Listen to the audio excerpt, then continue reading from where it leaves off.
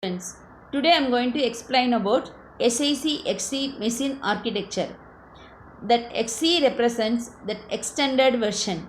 Extended version means it may be having a extra equipment or the cost of the model may be more, that is extra expensive. So in this also, like SIC, we are going to explain the 7 features: memory, registers, data formats, instruction formats, addressing mode, instruction set and input output operations. Along that we are going to see some of the programming examples. First let me see what is the memory configuration of SIC XC model. Already we know the SIC, the 3 consecutive bytes from a single word, the memory capacity is 2 power 15 bytes. The difference is here the memory capacity is 2 power 20 bytes. That is 1 megabyte. Okay, that you should know. There is 2 power 15 bytes. Here the memory capacity is 2 power 20 bytes. Same thing, 3 consecutive bytes from a single word. All those things are same. Only the memory capacity varies from their standard model and extended model. There 2 power 15 bytes, here 2 power 20 bytes. Next is registers. Already we know the standard model contains 5 24-bit registers. That registers will be there in SIC extended version also. Along with that, it is having 4 additional registers. That registers are, one is base register. We know that base register used for addressing. The mnemonic used is B, number used is 3. And then next we are having 2 general purpose registers, S and T. The number used is 4 and 5. So general purpose registers, it is used for temporary storage, no special purpose for that. And the last important register is floating point accumulator, which is used to perform floating point arithmetic operations. That size is 48 bits. The mnemonic code used is F. The number used is 6. Next we are having data formats. Already we know the integer 24-bit binary representation is used. Character data 8-bit ASCII code is used. Negative numbers 2's complement representation is used. Additionally, here we are having how to represent the floating point data. In order to represent the floating point data, 48-bit representation is used. In that, the first bit, one single bit is used to represent the sign, and next 11 bits are used to represent the exponent, and remaining 36 bits used to represent the fraction part.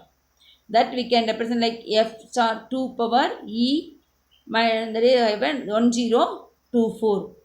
Okay, so single first bit represents sign, positive or negative, then 11 bits for exponent and 36 bits for representing the fraction. Then next we are having instruction formats.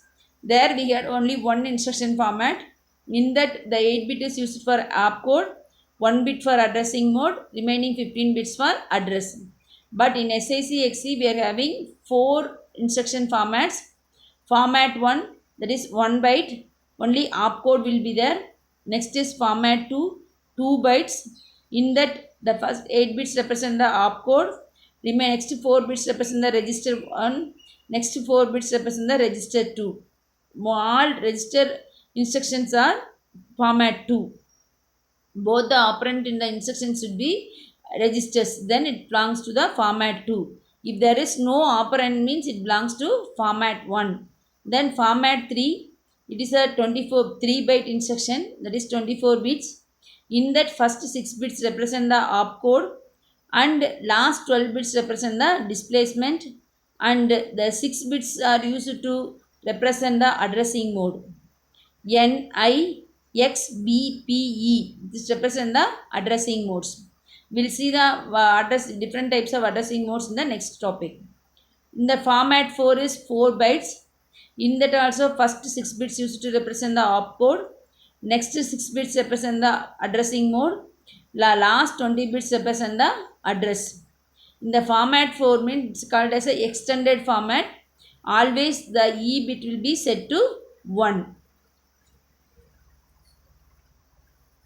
Next we are having different types of addressing modes. Already we told the 6 bits decides the addressing mode. N, I, X, B, P, E. And another thing is, if E equal to 1 means that indicates the extended format, that is format 4. That E equal to 0 means it is format 3. That's all. Then next remaining we are having 5 bits N, I, X, B, P, E. Then first we will take N and I. If N and I both are set to 1 or both are set to 0 means that indicates simple direct addressing mode. If N equal to 1 and I equal to 0 means that indicates indirect addressing mode. If N equal to 0 and I equal to 1 means that indicates immediate addressing mode. Then next we are having XBP. If X is equal to 1 means that indicates indexed addressing mode. If P equal to 1 means that indicates program counter relative addressing mode. If B equal to 1 and P equal to 0 means that indicates base relative addressing mode. If P equal to 1 and X is equal to 1 and B equal to 0 means that indicates program counter relative indexed addressing mode. And P equal to 0, B equal to 1 and X is equal to 1 means that indicates base relative indexed addressing mode. Based on the thing, the target address calculation is going to vary. Next we will see what are the instruction sets used in SIC. XC. Already we know in SIC we are having the different types of instructions. That is, we have arithmetic operation instructions and load and store instructions, subroutine instructions, they like that. So here also we are having the different types of instruction set. Before that we should know the addressing modes. The direct addressing means target address equal to displacement, and indexed addressing means target address equal to X plus displacement. And then next we are having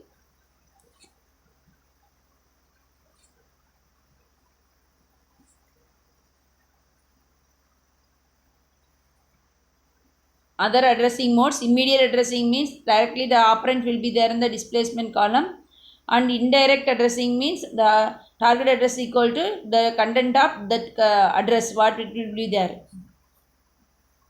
Then next is instruction set. That like there load and store instructions are there. No, here also it is there along with additional registers: load based register, store based register, load T register, store T register, and so on.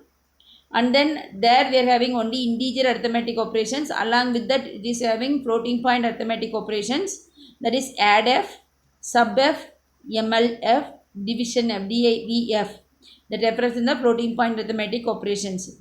Then RMO represents register move instructions, and here we are having that format 2 register to register arithmetic operations, that is add r, sub r, multiplication r, mul r, div r. And along with that we are having the special instruction here, supervisor call instruction. The next we are having that input output operations. Okay, there we have the 3 input output operations: test device, read data and write data. Along with that here we are having 3 more instructions. There are input channels that can be used to perform input and output while the CPU is executing other instructions. That is here SIO start input output device, HIO halt input output device, TIO test input output device. So totally we are having 6 input output operations: test device, read data, write data, start input output, halt input output, test input output. Okay, so that's all about SIC XC architecture.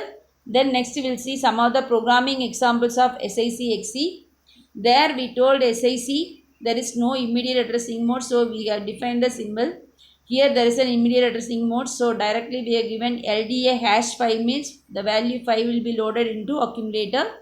STA alpha means not to store that value 5, one in bytes, one word should be reserved, so the alpha reserve word 1.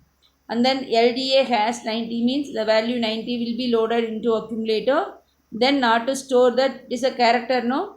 So the 90 represent the ASCII code for a letter jet, and then not to store that ASCII value of that character. we need to reserve 1 byte of memory. That's why C1 reserve byte 1.